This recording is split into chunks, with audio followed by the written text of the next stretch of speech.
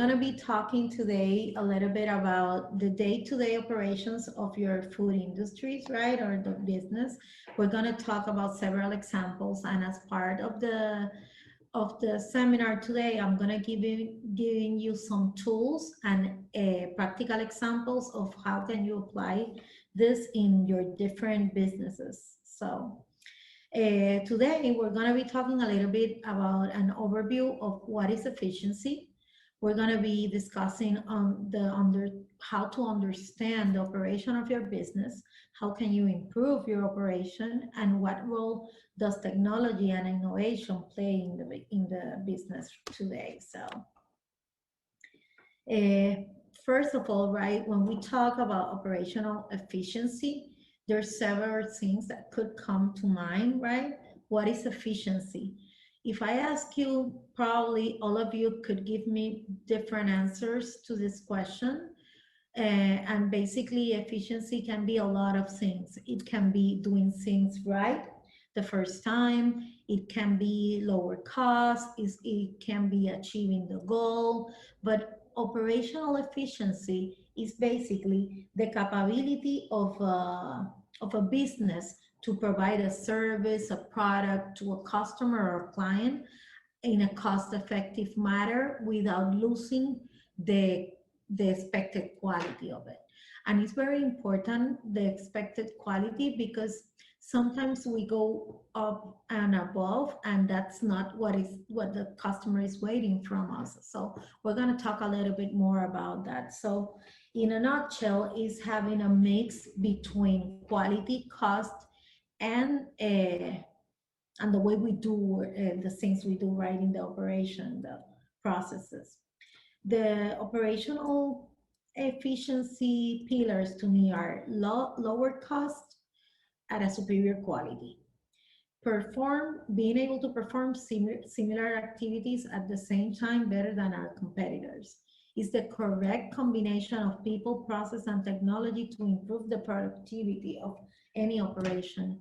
When we talk about operations, to me, that's the key aspect. Sometimes we put so much effort in the processes, but we forget that there's people doing them, and that there could be technology or tools that could help us do the things in a more.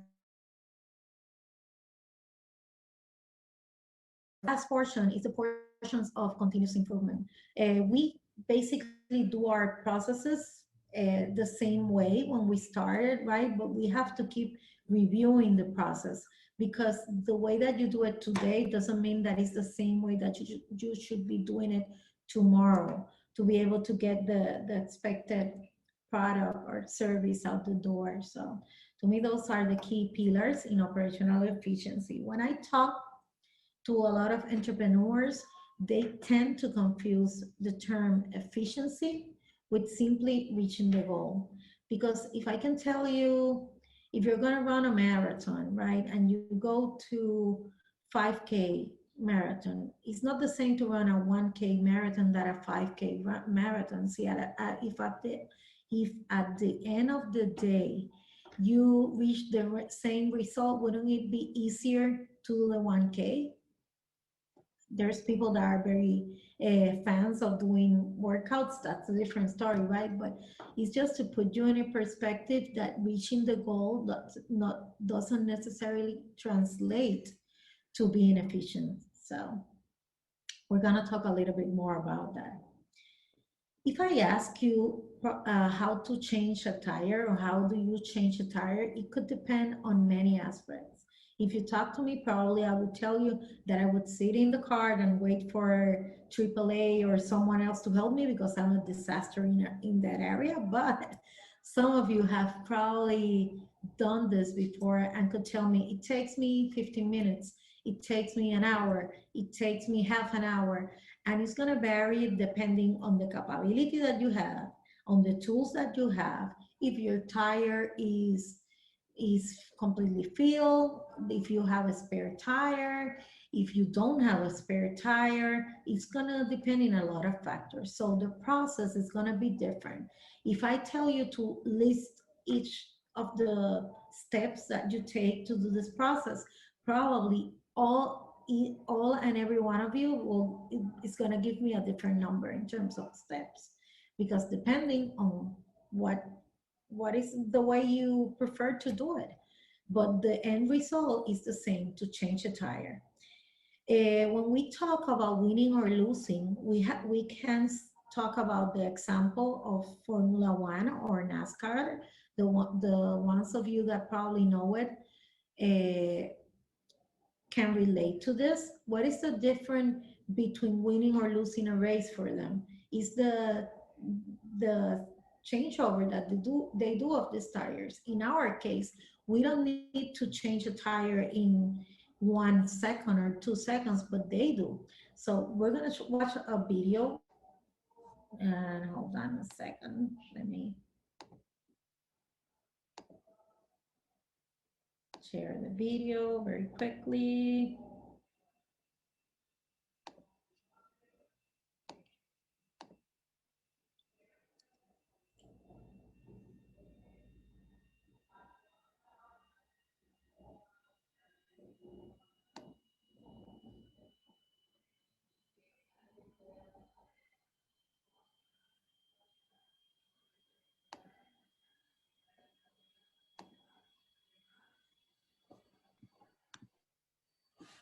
Jeannie, I think we can't hear it yet. There you go. Yeah.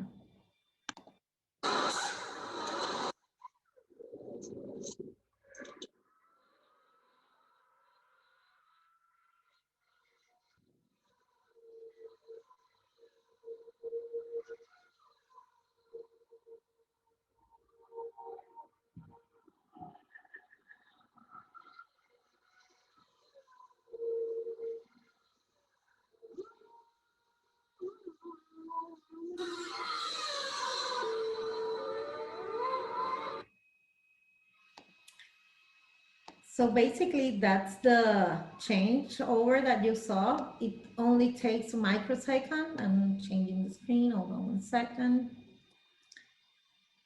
For them to do that change, but in our daily lives, we don't need that.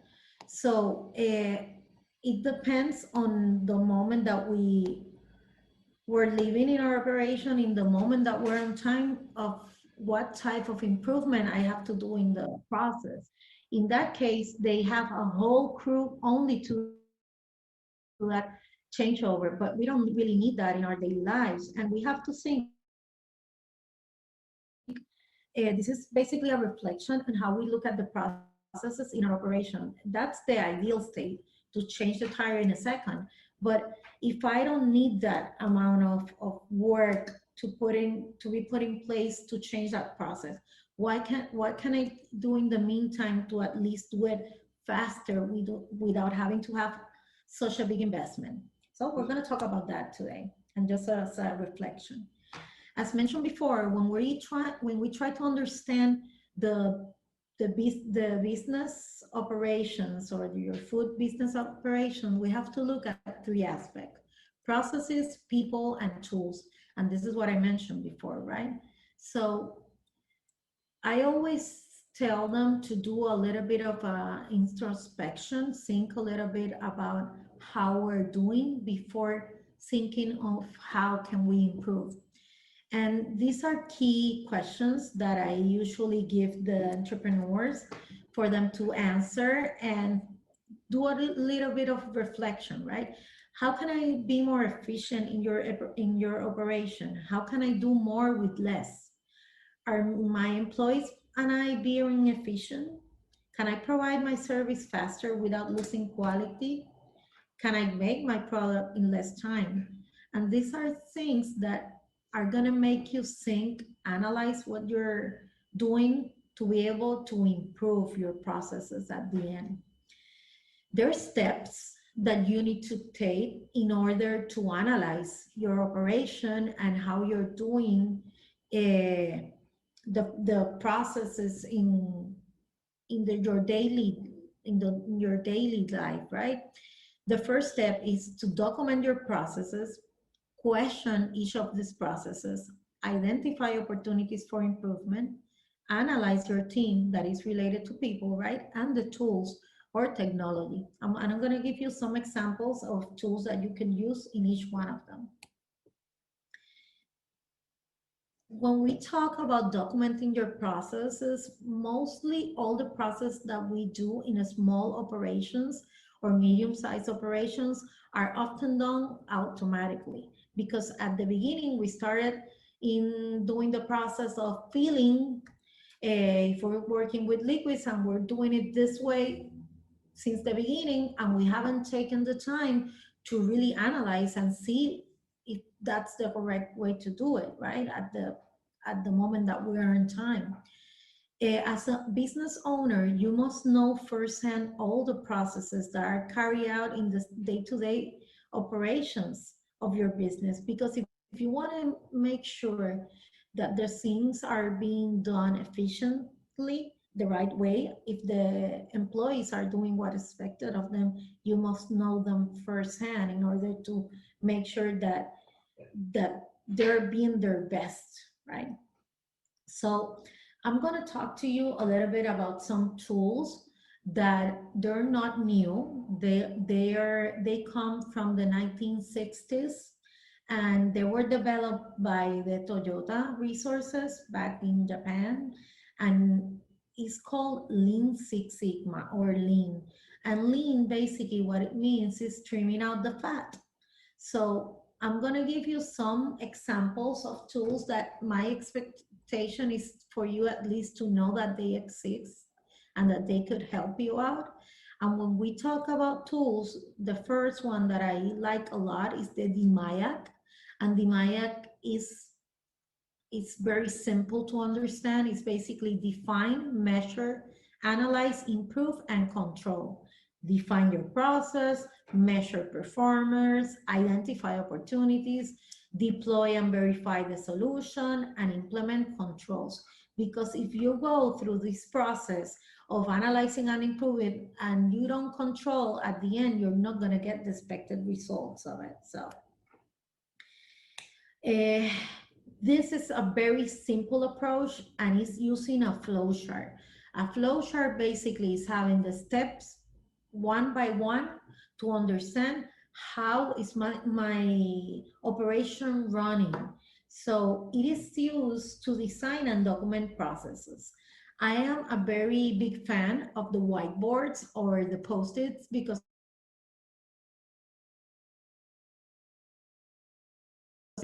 you can do it wherever you want. You can just take a piece of white paper and just write it out there if not. But you have to take the time to understand from the beginning of the process until the end what is going on, right?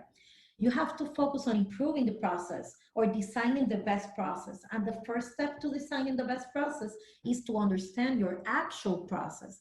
And the flow chart is a very simple tool that helps us do that, to do that. It's a very useful tool to look for improvement opportunities because, again, it's very visual and it allows you to know the components that need to interact, that the flow of the materials, the way they go back and forward, the documents. So this is another example. This is just a flow chart done in post-its. And why sometimes I recommend doing post-its, because maybe at the beginning you understood that this step was done at this point, and with the post-it you could just change it and align it. It's always good if you have several resources doing a process to talk to all of them if you can, because maybe there's a practice that one of them is doing that the other one isn't, and it's a more efficient way, and you can standardize it at the end of the day. But it's basically mapping all the activities one by one from the beginning till the end. The second step that you need to take is to question each process. Why is it done that way? Again, as mentioned before, this is most of the time happens because at the beginning it was started that way, and this is the way it has been done all the time. That doesn't mean that it's the right way. So after we start our business, we need to make sure that that we keep looking at the process and understand, is there a better way to do it? Let me give you an example. If today in you're preparing a product, I don't know, maybe uh, uh, a stew or something, you're selling out a stew or sofrito or those type of products, and you have to peel some potatoes on your business. Maybe at the beginning you did it manually, but if you look at the process itself now, maybe you can find some other tool that could help you do it in that way, or maybe you could do it with a different knife, or it can be several options there, right? The processes need to change as times go by. If a process has been the same for the past 5 years, something's wrong with it, probably. So you have to keep looking at them and questioning them. There's a lot of activities and different type of activities that go into our different processes, and they're divided amongst two. There's activities that are value added and there's activities that are non-value added. What does it mean, right? The activities that are value added are activities that the customer is willing to pay for them. And the non-value added activities are the activities that are necessary for the business, but the customer is not willing to pay for them. For example, in order for you to get your crop out to the customer, maybe you have to transport it to another place, but the customer is not willing to pay for that transportation cost. It's something that is needed for the business, but at the end of the day, you have to look for opportunities to reduce that amount of investment that you're doing in transportation, because most of the activities there doesn't add value and the customer is not willing to pay for it. So if I look at this pie chart that we have here, usually this is very common that the only activities that are added value are the lowest one of them, because this, all of the business value and the non-value are activities that are usually the ones that the customer is not willing to pay for it. And this is where you have to look for opportunities to reduce in order to reduce cost, right? So we're going to talk a little bit about some tools on how to reduce this waste that we have. How can we improve these non-value added activities? Again, going back to the example that I mentioned in terms of transportation, right? You need that in order to get it to the client, but how can we look for a cheaper way to do that, or a lower cost transportation system to be able to get it to the client? So the main goal in these portions is to combine, reduce, or eliminate as many of these activities as possible. I'm going to give you some examples of tools that are related, as I mentioned before, to lean or tuning the waste. And one of the most overlooked one that I really enjoy a lot is the 5 whys. And why? Because when we have kids or we were little, we used to ask this a lot. Every one of you, if you have kids in your house, you know that they start asking you, but mom, why? Because they want to understand. They're learning, they want to understand. But the same thing needs to happen with us as entrepreneurs. We need to understand why things are happening. We can just be satisfied when just someone says, oh, it's because of this, and just is that the right answer? Maybe not. And this is just an example that I put you in the slide here. Maybe you needed something to happen at a certain time, or something to be delivered to a customer at a time. And when you start asking why, well, maybe the person responsible didn't understand that they needed to deliver that at X amount of time.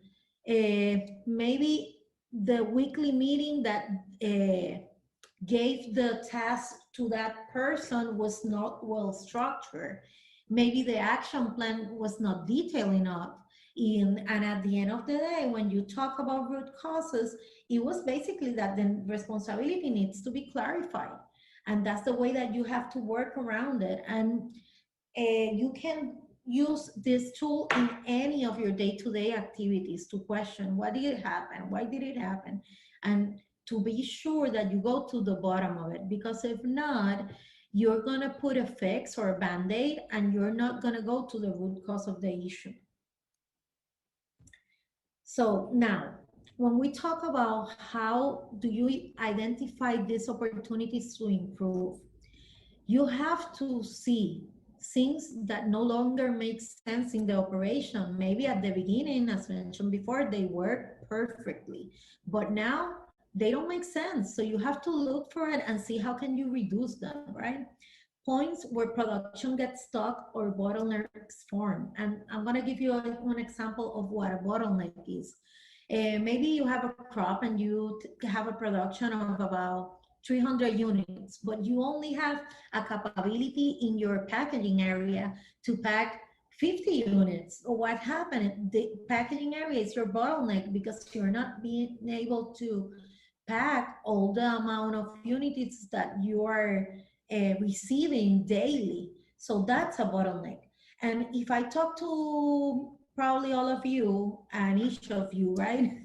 If I ask you, what is your bottleneck in your business? Probably you already know, because most of the time you can tell me, oh, my main thing is transportation. My main thing is I don't know, in terms of the fisherman, maybe the amount of ice that I need to carry, or the refrigerator, or the coolers. So every one of you probably knows what your bottleneck is, not as formal as this, but probably you know it already. So I always suggest for you to try to identify opportunities in those areas first. Don't try to tackle everything. Just take one step at a time. So when we talk about reducing waste or trimming the fat, this is another tool that is available that is called the 7 ways. And as you're going to be seeing, these are basically guides for you to to be able to see in your operation, to determine if I have issues there or not, if I have waste or there or not. There are some of you that probably have waste in all of these categories that I'm going to be talking about, but there's a lot of you that maybe having one or two. So when we talk about 7 ways, there's the first one is defects, right? And this is basically when we have things that are not done right. That they don't meet the acceptance criteria. And in some cases, we can do a little bit of rework around it, but there's other times that we have to simply,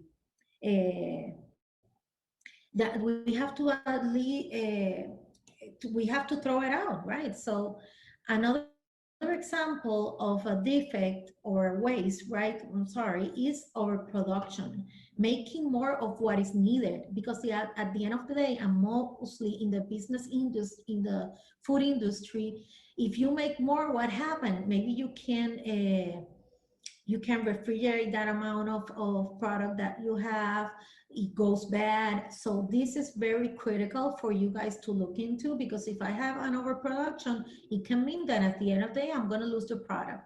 And I'm going to give you an example here. A couple of months ago, I was talking to a fisherman that he had fished an absurd amount of quantity of fish, right? And when he came into to sell it, he has so much product at the same time that he basically had to give it away because he couldn't sell it. So we have to understand what is expected of my clients in order not to waste time, not to waste a product. So that's critical in this business type specifically. Waiting, the time elapsed between processes when no work is being done. Going back to the example that I told you about the crops and the packaging. If I have a lot of product waiting to be packed, what's happening? They're just waiting, sitting there, and probably they could go bad. I don't know. They could be people that are waiting and they're not doing anything because they're just waiting for the previous step to finish.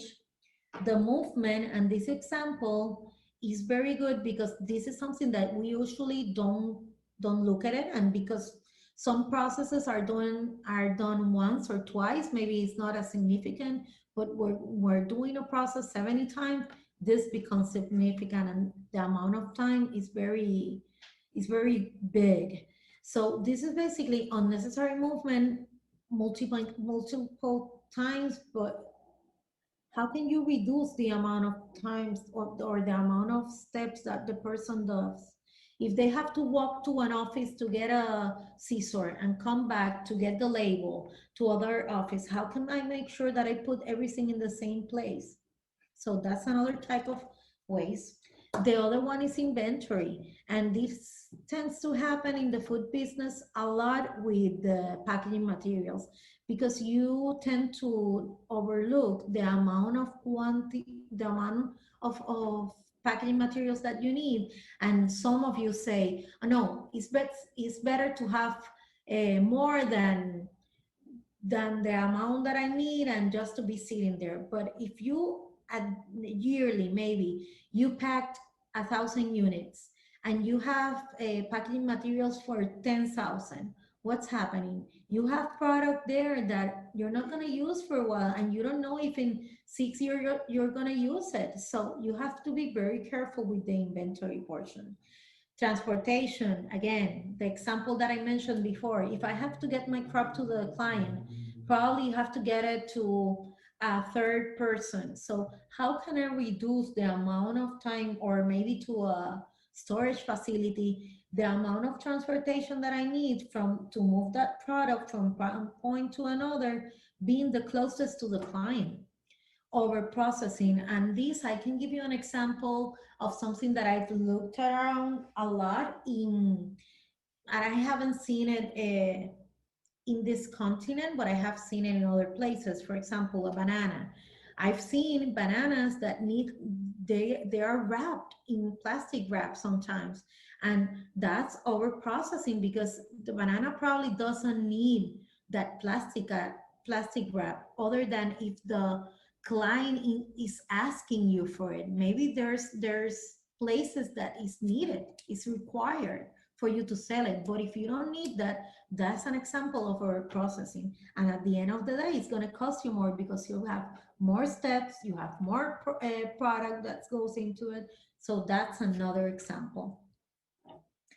Another very good tool is called 5S. And 5S is a tool that helps us produce fewer defects. It's a simple and effective way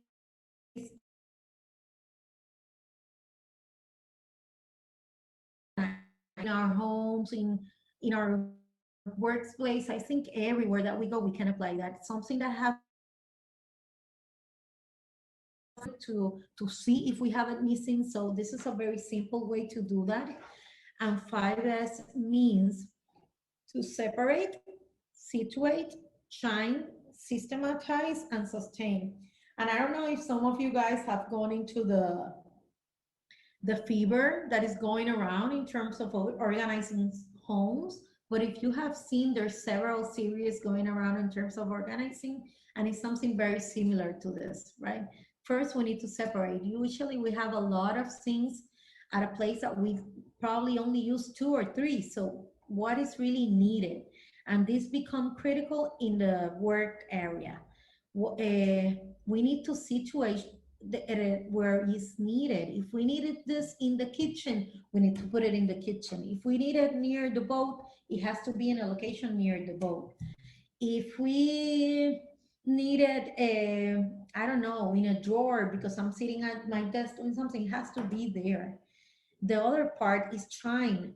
How do we make sure that it has a place of its own and it's not just going around the bin or the drawer or wherever we put it? Systematize. How do we create guides that help us identify if there's an issue? And the most crucial is the sustain. When you have operations that depend on 2 or 3 shifts, maybe, this becomes more critical because I don't know if you probably have had that situation in your operations, but the first shift says, oh no, I left my stuff here and now it's not here and I can't do my work. And the second shift says the same. And they lose so much time around that this helps you a lot to make sure that once the chief or the employees of that chief leave, everything in its place, and once the second chief comes in, everything it is in its place. So what are the benefits of 5S? Less waste, security and safety improvements, standardized working methods, increase in employee morale, and quick identification of our out of control problem and processes. When something is visual, it helps us a lot to identify if there's an issue. And this happens with graphs, this happens with tape, it can happen if we have a divider, it can help us in a lot of ways. And I'm going to show you some quick examples of 5S. uh, this is an example of a work area, and this is like a washing area that you can see here. This is a washing area that probably, if there's a person that goes around and doesn't know what are the yellow hoses used for, and there's a person that knows that what doesn't know why the red hoses are used for, they can take a lot of time to figure it out, and it's not the easiest way to for them to do their job, and errors could come into place. This is another one that we all could relate to, right? And this is an office area. If we need to reach, let's say, for accounts payable papers, do you think it's going to be easiest to find it here or here if we have a place? So this is another example. And going into a little bit of detail in terms of the food business, there's a lot of examples that I can mention here. But if you're talking about maybe recipes that you need, and maybe you have to have it in a place that are written or whatever, this is an example that with just having tape here, they standardize it to make sure that if there was some missing, you can immediately see it, and you can see it here, right? So this is a very easy and quick way to organize something like this. Another example is if you have a packaging machine, maybe, and you're changing from a 5 ounce packaging to an 8 ounce packaging, maybe you could use something like that to help you know exactly what tools are needed for you to do that changeover, right, of that machine, if it's a machine, right, or maybe if it's the bag. And immediately, if you have it standardized like this, you can know if I have a screwdriver missing that I need, maybe. In this example, it's about the knives in a kitchen, right? If for my operation, I need to have all these 8 knives. Do I have them available? And everyone knows that once they're done, they have to put it over here. This is another example with tools that we can use, but the same can be done with knives, with spoons, with whatever using in our business. The last example that I'm gonna show you here is one in an actual kitchen. And this is a simple way for us to also manage inventory. A lot of us, when we have our operation, maybe we have come across that, oh my God, I don't have enough sauce for this, or I don't have enough salt, or I don't have enough packaging bags, whatever it is. But if you identify an area where you can visually see your inventory, you can even identify a minimum and a maximum uh, level where you can immediately see if it goes to the minimum, I have to go out and buy more. And why do I suggest this? Because most of the small entrepreneurs will not have a very big inventory system because it's gonna be expensive. Maybe it's gonna take a lot of maintenance that you don't have time to go around. But with a system like this, is something that you can go and walk the area maybe twice a week or every day, and you say, okay, I have to put the order over the salt. Because if we don't have this standardized, what happened is that usually when you have to react, you have to pay more because maybe you have to run to the warehouse to buy, and it's gonna be more expensive, or you have to go to the supermarket to get it, or to whichever place you go because you're just reacting to it. Okay, so this is a very simple way to manage inventory for a small business in order for you to have a more visible take on what you have been missing. Okay, so we already went to documenting the process, right? Question it, identifying opportunities, and now we have to analyze our team. As I mentioned before, we tend to forget that the key to our process is our people. If the people are not engaged in the changes that you're making, probably the process are gonna fail at the end of the day. I have a lot of entrepreneurs that maybe they're in a their business is increasing and they reach out to an industrial engineer to change a process, and they don't do it, but they forget that they have to incorporate the resources that were doing it. And once the engineer leaves, the process falls apart because the resources that were doing it were not involved in it. So when you're talking about analyzing your team, right, your resources, you have to look if you have adequate processes that are being executed incorrectly, uh, are the roles clear and aligned, and how productive are we in our businesses. As mentioned, the human resources are the key for us to be successful or not, and mostly in this type of small companies that are run by family most of the time. And this tends to happen a lot because probably you have your wife, your son, or your uncle, or someone from your family is helping out, but you're not even clear about the role that he's supposed to be doing in your company. So you have to make sure to avoid uh, having feelings hurt in those types of scenario, to be very clear on what is expected of all of you, and maybe come up with it as a team better than for you to just point the finger. So just sit down and analyze it with your team and discuss how are we going to align the roles to make sure that everyone knows exactly what is expected of them. The other thing that we need to look is tools. Again, when we start up a business, we don't have the most standardized approach, but we have to ask ourselves, do we have the necessary tools or equipment?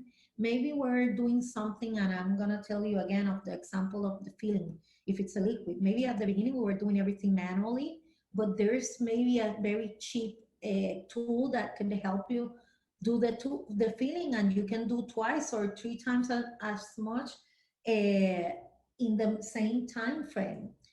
Identify any type equipment, tool, or material that needs to interact. But at the same way, you have to be careful with this, because I have seen a lot of companies or businesses that have made a very big investment, and at the end of the day they never get the return of investment, and they end up uh, broke because of it. So you have to understand what is your expected increase in production. Maybe you have an increase in production of, I don't know, 10 times what you're doing today, but that's perfect. Then you need to assess equipment or tools that would help you out to get to that point. But don't go out and don't go crazy buying an equipment that gives you 100 times the production that you're doing today, because it's going to be way more expensive and you're not never going to get the return of investment. So again, very careful with this. Just make sure that you are doing wisely investments. Okay, be very wise about this. And I have a program that I don't know if you guys are familiar with, but it's in CNBC. You can take a look at it. It's called The Profit. That he looks a lot into this, and it's very good program just to take another look at what small companies uh, tend to be challenged by. So, okay, now we understood our business. We did all the steps, we documented our process, we questioned each of our process, we identified opportunities, we analyzed our team, right? And we identified some tools. How can I improve my operation? Again, as mentioned before, right? Speeding up processes, modify the current processes by reducing waste, update tools that, again, mentioning the example of the filling, right? Matching, there's process that, the first example that I gave you in terms of packaging, maybe there's an equipment that could help you out. If you have a bottleneck there that you can manage to have, I don't know, 200 units per day instead of the 50 that you were doing. So analyze that. Understand how much savings the investment represent. And this goes back to the example that I mentioned before. If you're going to do an investment, understand what's going to be the payback. And if you're doing a process manually, this is a big example, right? If you're doing a process manually, that right now it takes you 10 resources to do that whole process, and you're going to have an investment of, I don't know, $100,000, and you're only going to need one resource to do that process. Does it get out more units? What's the payback that you're going to get? What's the return of investment? How much savings are you going to have? You're not, will you be sacrificing quality? Ask yourself all these questions.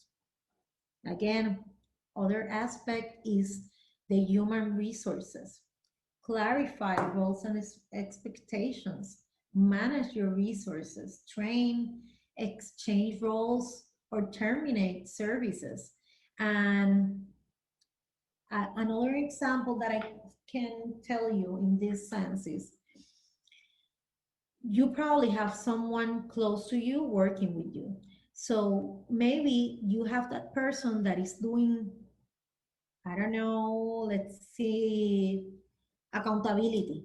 But maybe that person is not good at it because he's doing it to help out. But maybe that person is excellent in marketing, and instead of you investing in marketing, maybe that person could help you out in that aspect. And you have to sit down and really understand what each of you is good at. And I had a situation with someone that was a doctor, right? He had an office with several doctors, and he was very frustrated because he was broke, and he was a doctor, that you saw that they could have a very good payback, but he was broke and he had several doctors there. But he never understood that he wasn't a good administrator.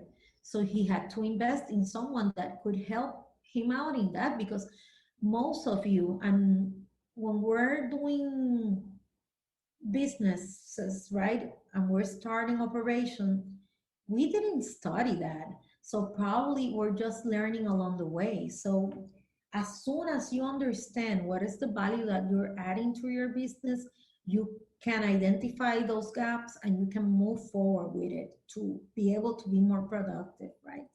So, and the other aspect that if you have someone that you can train, do it as well.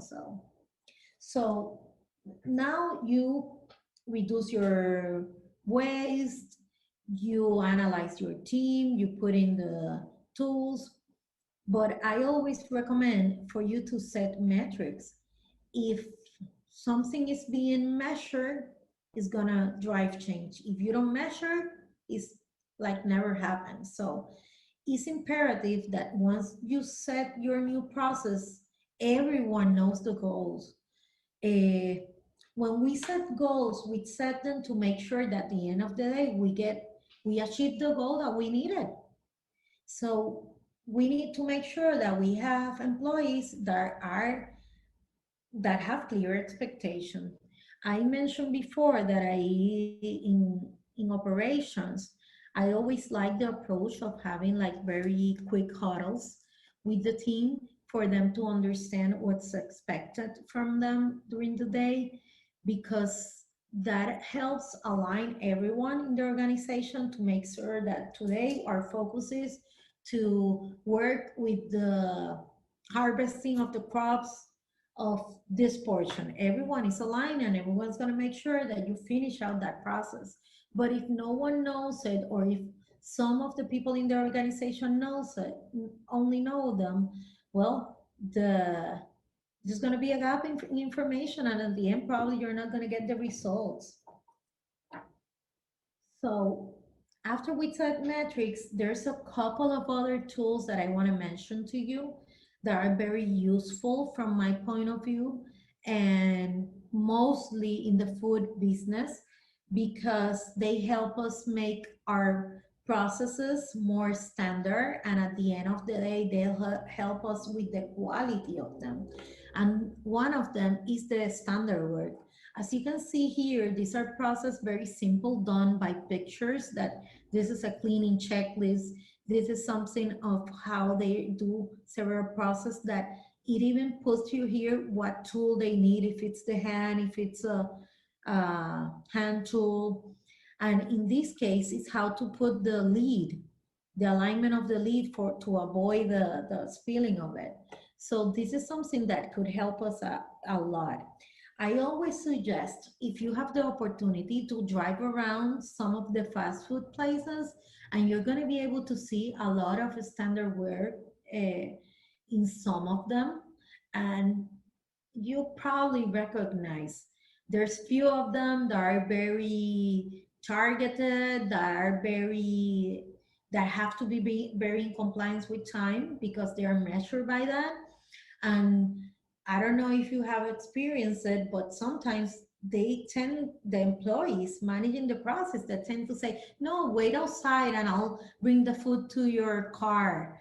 And you know why that happens? Because they're being measured by it, by the time that you spend in the drive-through.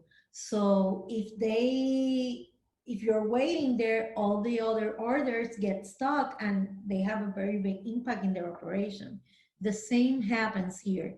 And some of them you can apply in your businesses. So you have to figure out what makes sense for your own operation. Other thing that I find very useful is the visual management. Visual management is, how are you doing, for everyone to see it. And there's a lot of people that are very technology oriented in this aspect, but the concern that I usually have with it is that for someone to see it, you have to go into the computer. So when you see a handicap spot, you immediately know what it's about. You can't park there because there's a picture of a handicap spot. The same thing happened with metrics.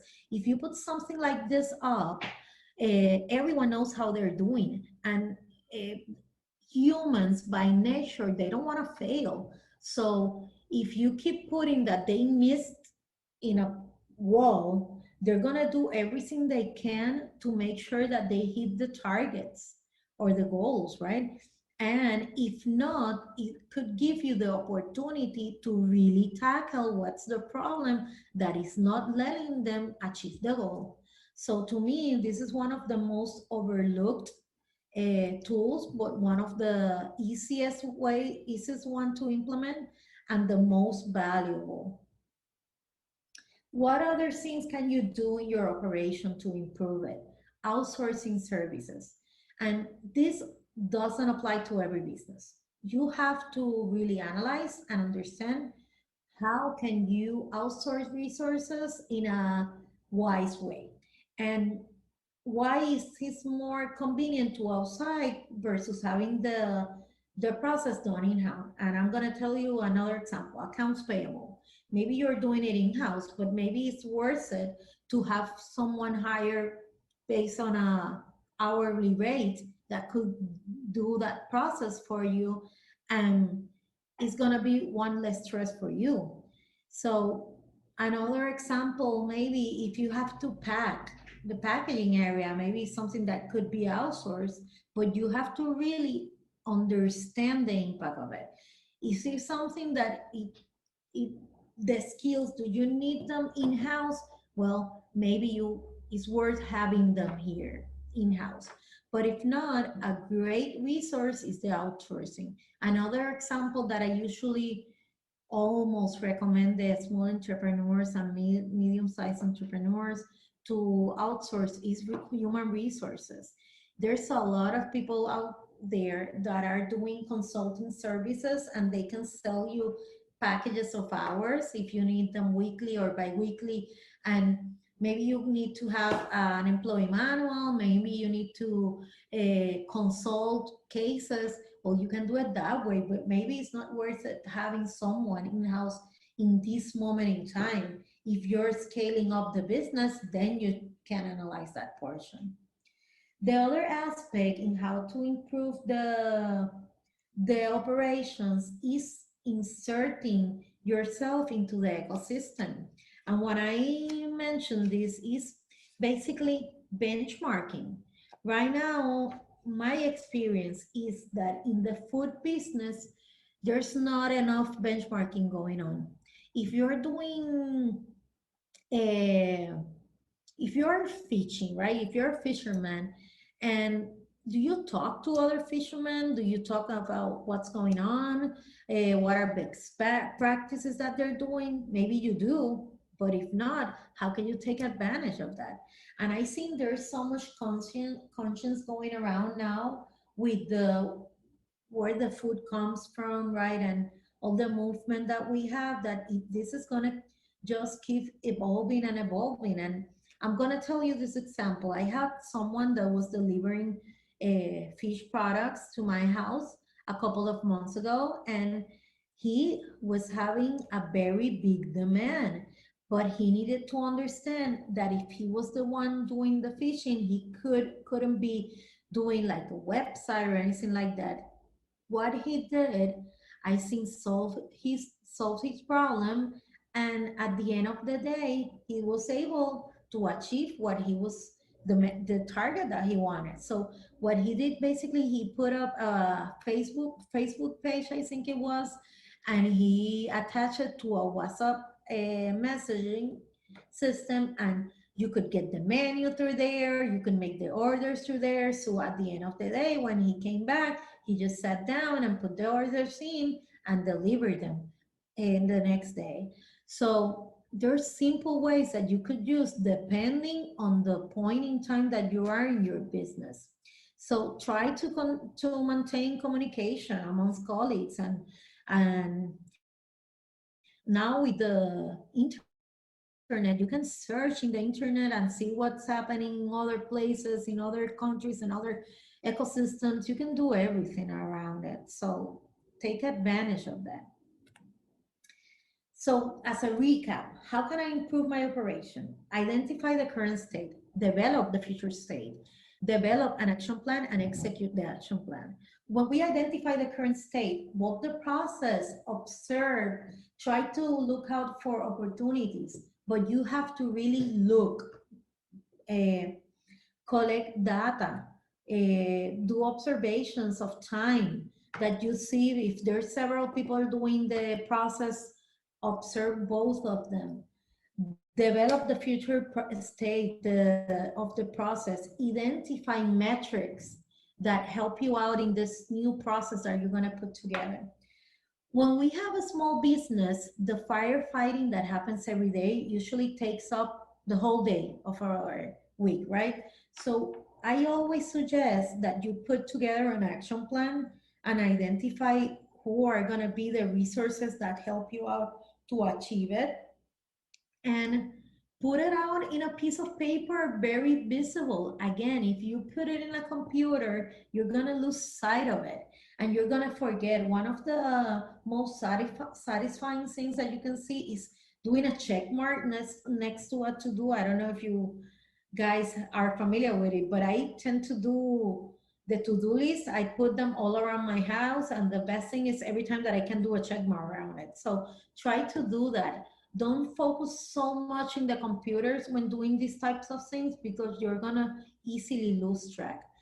I always suggest that if you're a business owner, right, try to at least uh, designate an hour of your week at least. If you can, always do more, but to do this type of exercise to improve your operations, because the day-to-day activities are gonna drain the time of the day, and you're not, if you don't do that, you're never gonna get things done. So this is basically a recap in terms of how can I improve my operations. So when we talk about what role does the technology and innovation play in the food business, there are several things, right? We have innovation and technology. The innovation is the ability to optimize planting and food processing, because right now I think more than ever people are conscious about it. So we have to take the opportunity. So how can we innovate in doing this type of processes? Technology. How can I be more competitive? Price, quality, capacity. Before, people maybe were not as willing to pay more for the quality. Right now, I think there's a little bit of a shift, but at the same time, the competition is getting bigger. So we need to make sure that how can I be more competitive with the technology, right? There's several technologies that exist in the different areas that happen, and the pre-harvest uh, there's technologies around the crops, the environment, the chemicals. In the harvest, there's direct planting, the remote control agriculture, the precision agriculture, the crop monitoring with sensors.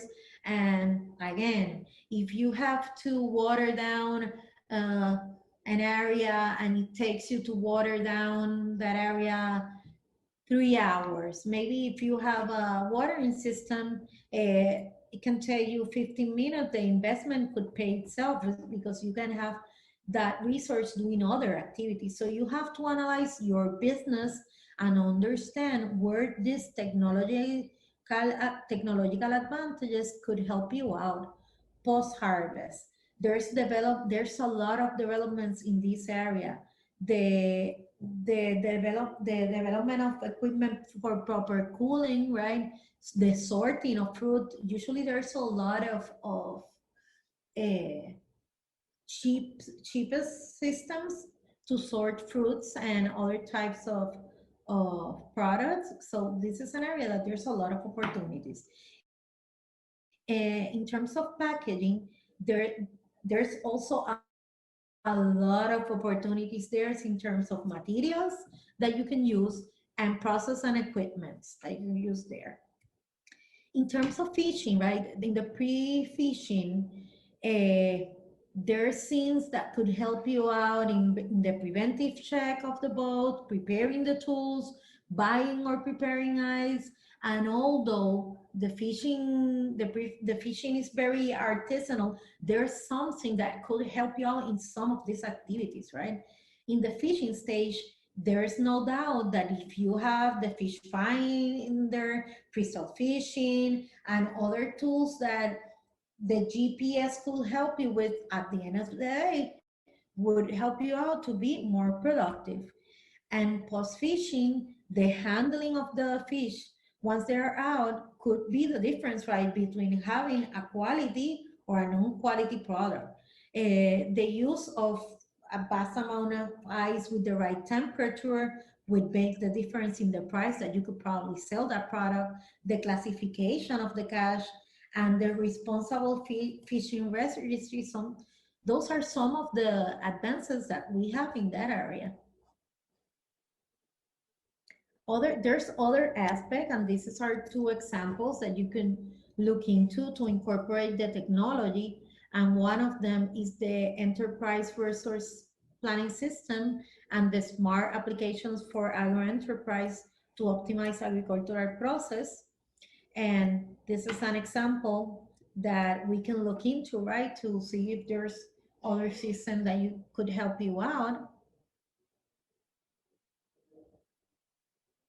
So basically, as mentioned before, right, I told you you have to look for ways to observe your process, to identify a question yourself, right? Identify opportunities for improvement, analyze your equipment, and put tools around it. You have to make sure that when you're working with your processes, you have a synergy between the people, the processes, and the tools that you use. You have to be very careful when you're doing changes in a small company, because people could feel threatened by technology sometimes. So they need to understand the advantage for them in terms of what's in it for me, not necessarily the if they understand that they could do the packaging process quicker and could help them out instead of, oh, this is going to replace me and maybe I'm not going to have a job. So there's a lot of things that you have to manage there in order for it to work, because if not, you could have like those type of boycotts, if you could say, from the employees, and that's something that at the end of the day could impact as well the business. I'm going to present you a very quick video of how to make toast. As mentioned before, these tools are tools that you could use in every type of business, in your day-to-day operations, in your life, uh, in your daily life. You can definitely use these tools, and some of us use it in our houses. I've seen even at schools, so you can use them every place. So I'm going to play you a very short video of how to make toast, and please watch it very careful. I'm going to go through it with you. It's not so much, it's not as important the audio, as well as you guys identifying some of the key elements that I mentioned to you. So I'm gonna start the video. Hold on.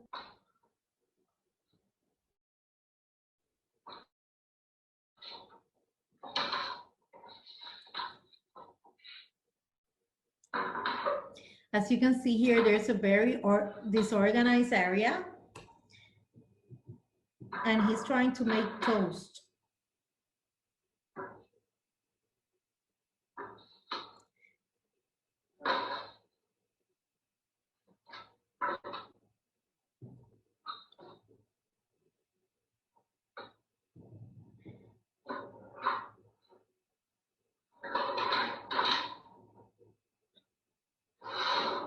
You can see there the amount of time that he has taken, at least to move things out of the way, trying to get to the toaster.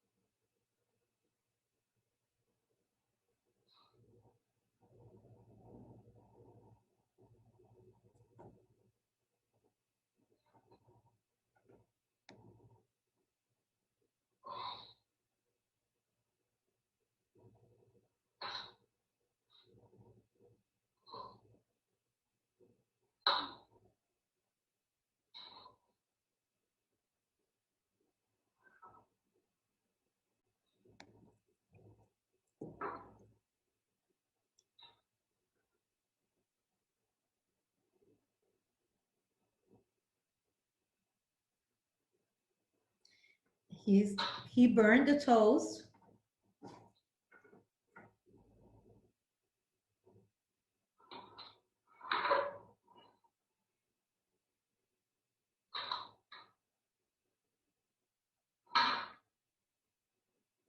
Now he's taking out the butter. So you can see there.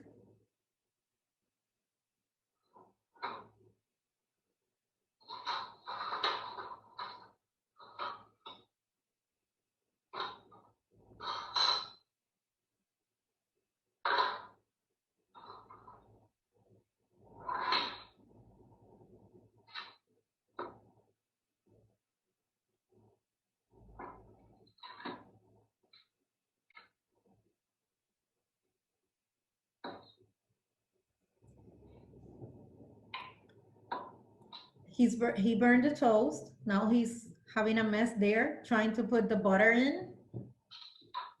As a client, probably you wouldn't eat that, right? He didn't even wash his hands.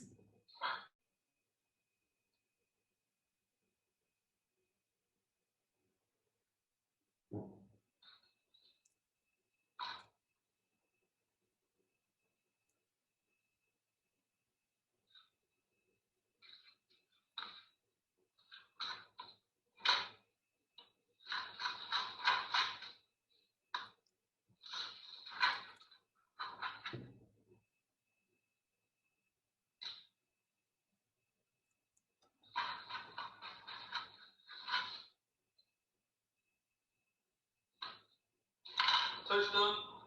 Oh, thank you. Oh, it froze.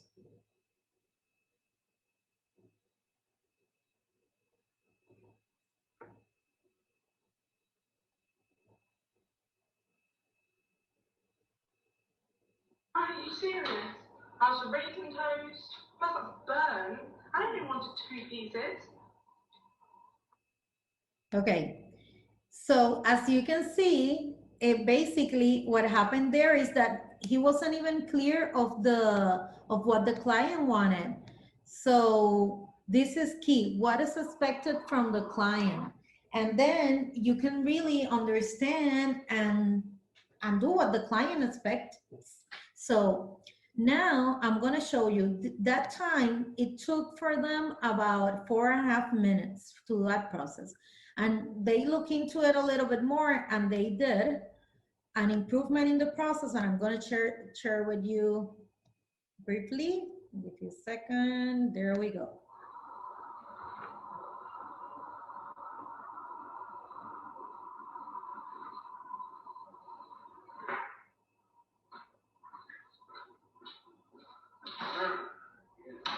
What do you want for breakfast?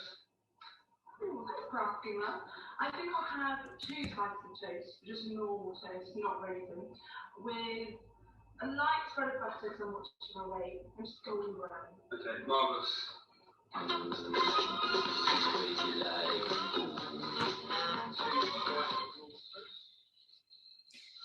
Now, if you can see, he asked the client what he wanted. Everything was rearranged in order for the process to be more efficient. He was more organized. He was doing parallel activities. He's doing the dishes now.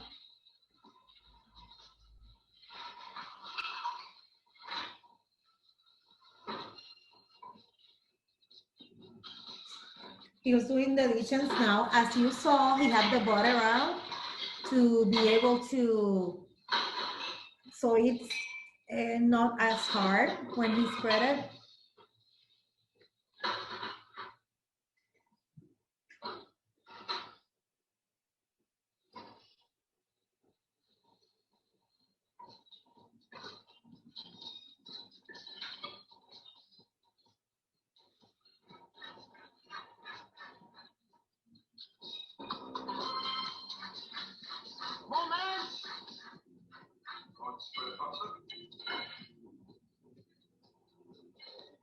It's easier for him to spread the butter, right? So